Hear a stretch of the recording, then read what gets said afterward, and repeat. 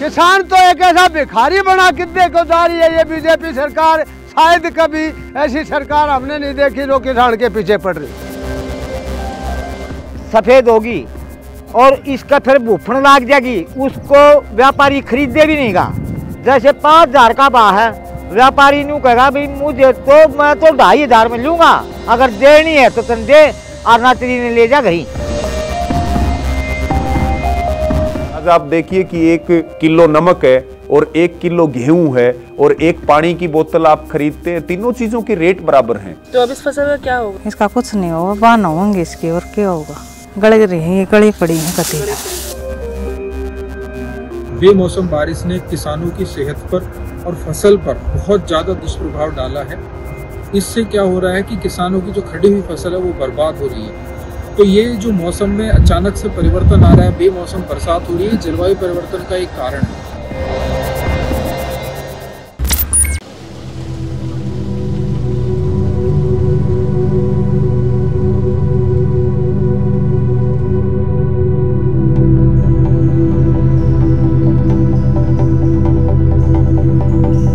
कोई विधायक हमारे गांव में नहीं आया अभी तक, कोई मंत्री नहीं आया हमारी खबर लेने।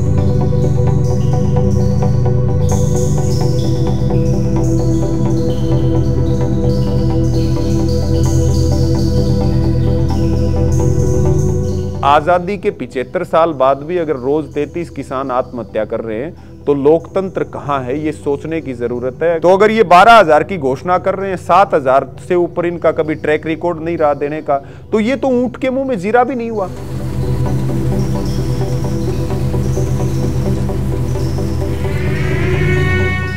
एक तरफ सरकार किसान की दुश्मन है तो दूसरी तरफ प्रकृति भी किसान की दुश्मन है। 6-7 बार ओलावृष्टि हुई, 6-7 बार बेमौसमी बारिश हुई, तेज आंधी और तूफान आया, उसकी वजह से रबी की फसलें पूरी तरह से बर्बाद होगी। जो सरसों कटी हुई थी वो सरसों खेत में झड़ने लगी कढ़ाई से पहले, और जो गेहूं था वो पूरी तरह से जमीन पे बिछ गया।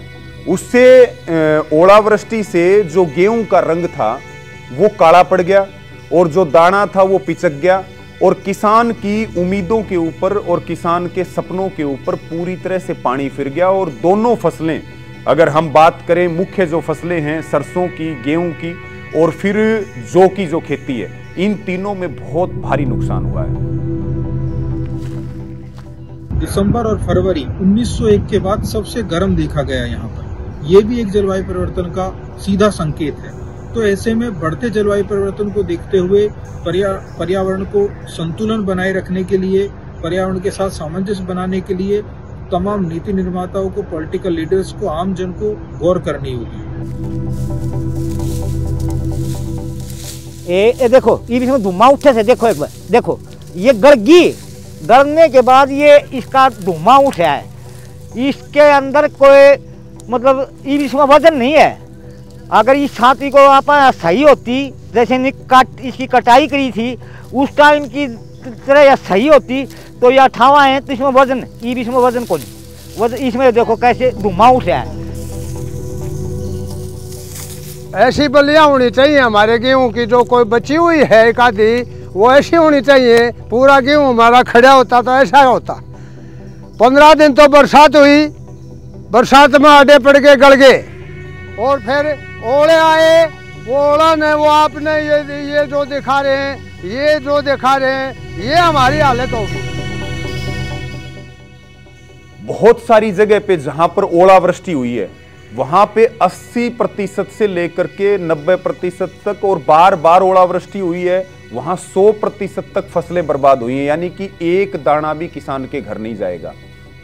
तो 1 एकड़ में कई बार किसान ठेके पर जमीन ले लेता है, और अमूमन ठेका जो है वो 20 से 30 हजार रुपए है, और 20,000 रुपए के लगभग जो है वो 1 एकड़ का सरसों की खेती का खर्चा है। तो हम माने कि 1 एकड़ में करीब 50,000 रुपए का खर्च आया और फसलें उसकी बर्बाद हो चुकी हैं। तो पहले से कर्ज के नीचे दबा हुआ किसान और ज्यादा कर्जवान हो रहा है।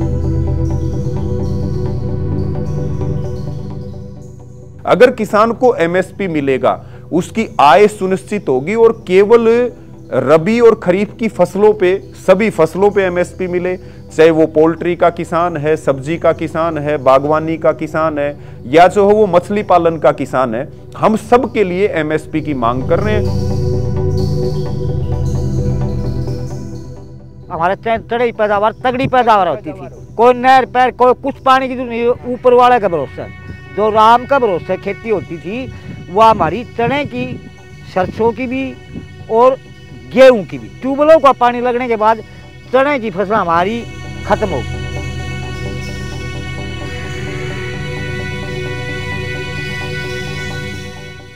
ये जब बाढ़ तो बुंडा लग गया, बताओ क्या करें, बाढ़ दिया क्या करें, इनको बाढ़ जगह हो रहा से अरल बत में तो बांधना कर दिया, जी भी दुखी पास काटते हैं, छोटा छोटा बच्चा छोड़ के वहाँ आग गैया आने की हालत दिखा सकी वहाँ की, तो बताओ जी आप बताओ।